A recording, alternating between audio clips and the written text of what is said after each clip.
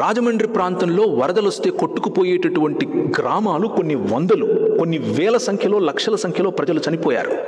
ఆ సమయంలో గుర్రం వేసుకుని తిరిగినటువంటి ఒక సాధారణమైన బ్రిటిష్ జనరల్, ఆ జనరల్ ఆయనకు బాధ్యత ఏమిటి అనంటే, ఈ భూమిని, తెలుగు ప్రజలను ఆయన ప్రేమించి ఆయన అన్నాడు, ఒక క్రైస్తవునిగా నా కాళ్ళ క్రింద ఇంత మంచి నీరు కొట్టుకొని పోవటమే కాకుండా ఇన్ని గ్రామాలను తీసుకెళ్ళిపోతూ ఉంటే నేను ఎలా గుండె మీద చేసుకుని నిద్రపోవాలి అని ఆలోచించి పైన బంగాల్ ప్రాంతం నుంచి కింద మెడ్రాస్ వరకు ఆయన గుర్రం మీద తిరిగి పల్లం ఎలా ఉంది, నీళ్ళు ఎలా వస్తున్నాయి అన్న స్టడీ చేసిన తర్వాత ధవళేశ్వరం దగ్గర ఒక బ్యారేజ్ కట్టాడు.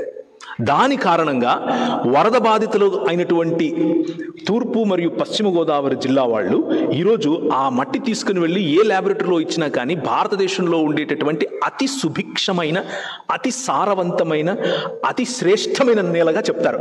కారణం ఏంటి అంటే, ఒక్క మనిషి చూసిన విజన్. ఆ విజన్ ఏంటి అని అంటే, I love my people, I love Telugu people.